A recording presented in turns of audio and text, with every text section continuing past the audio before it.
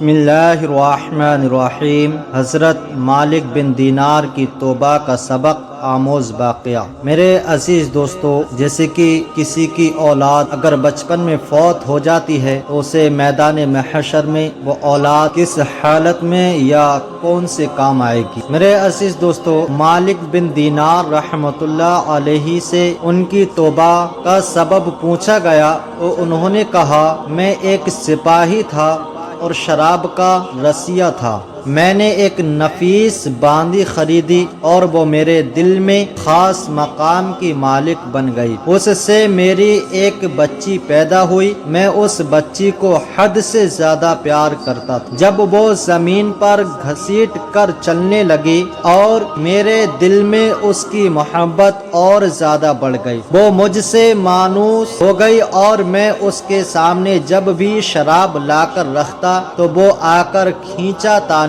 کر کے میرے کپڑوں پر شراب بہا دی۔ جب اس بچی کی عمر 2 سال ہو گئی تو وہ مر گئی۔ میرے دل کو اس کے غم نے بیمار کر دیا۔ پھر فرمانے لگے، 15 رمضان کو جمعہ کی رات میں نے شراب کے نشے میں مدہوش تھا۔ میں نے عشاء کی نماز بھی نہیں پڑھی تھی۔ میں نے خواب میں دیکھا کہ سور پھونکا گیا اور قیامت قائم ہو گئی۔ مردے قبروں سے اٹھائے گئے اور تمام مخلوق کو جمع کیا گیا، جن میں میں بھی تھا۔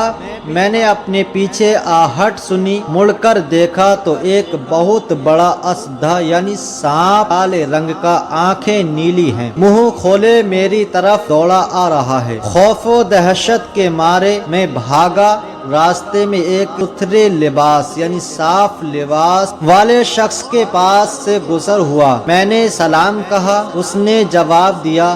میں نے کہا، بابا مجھے اس اسد یعنی سانپ سے پناہ دو، تجھے اللہ پناہ دے۔ وہ بوڑھا رونے لگا اور کہا، میں کمزور اور ضعیف ہوں اور یہ اسدھا یعنی سانپ زبردست ہے، یہ میرے بس میں نہیں آئے گا، چلو اور بھاگو، شاید اللہ تعالیٰ تیری نجات کی کوئی صورت بنا دے۔ میں آگے بھاگنے لگا اور ایک بلند جگہ پر چڑھ گیا۔ ادھر میں نے جہنم کے طبقات کو جھانک کر دیکھا، ان کی ہولناکیاں دیکھیں۔ قریب تھا کہ سانپ کے خوف سے میں ان میں گر جاتا۔ مجھے کسی نے آواز دے کر کہا، یہاں سے آگے جاؤ، تم یہاں کے رہنے والے نہیں ہو۔ میں اس کی بات سے مطمئن ہو گیا اور وہاں سے واپس لوٹا تو سانپ میرے پیچھے تھا۔ میں پھر دوبارہ اس بوڑھے کے پاس آیا اور کہا، بابا میں نے آپ سے درخواست کی کہ اس اسدے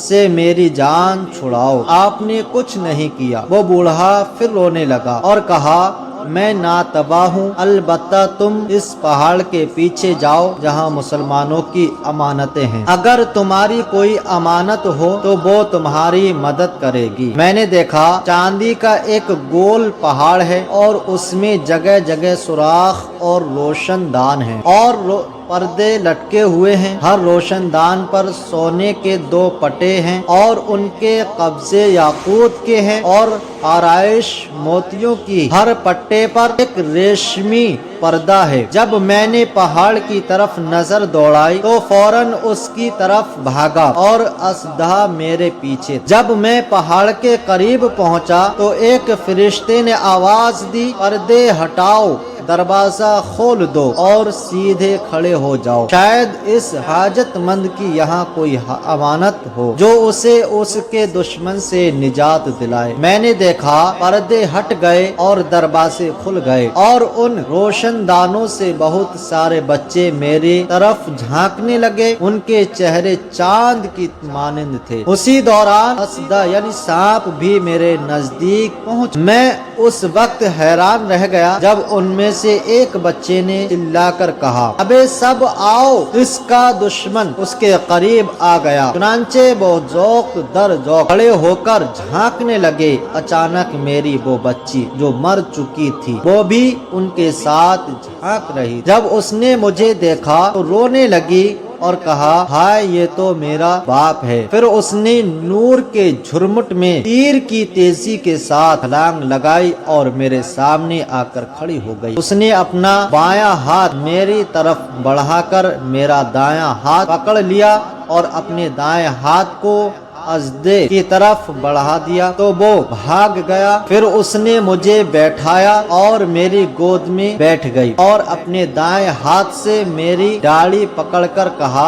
اے ابا جان، کیا مومنوں کے لیے وہ وقت نہیں آیا کہ ان کے دل اللہ کے ذکر کے لیے جھک جائیں؟ سورہ جدید۔ میں رونے لگا اور کہا اے بیٹی، تم لوگ بھی قرآن کو جانتے ہو؟ اس نے کہا ہم تو تم سے بھی زیادہ قرآن کو جانتے۔ میں نے کہا سانپ کے بارے میں تو کچھ بتاؤ جو مجھے ہلاک کرنے کے در پہ تھا۔ اس نے کہا وہ تیرا برا عمل ہے جس کو تو نے طاقتور بنایا اور وہ تجھے جہنم کی آگ میں ڈبونا چاہتا ہے۔ میں نے کہا اس بوڑھے کے بارے میں بتاؤ جو راستے میں ملا۔ اس نے کہا وہ تیرا نیک عمل ہے جسے تو نے اتنا کمزور کر دیا کہ اب وہ برے عمل کا مقابلہ نہیں کر سکتا۔ میں نے کہا اے بیٹی تم اس پہاڑی میں کیا کرتی ہو؟ اس نے کہا ہم سب مسلمانوں کے بچے ہیں، ہم یہاں قیامت تک رہیں گے، تمہارے انتظار میں ہیں، جب تم آؤ گے تو ہم تمہاری سفارش کریں گے۔ مالک بن دینار رحمت اللہ علیہ فرماتے ہیں میں گھبرا کر اٹھا اور اٹھ کر شراب پھوڑ دی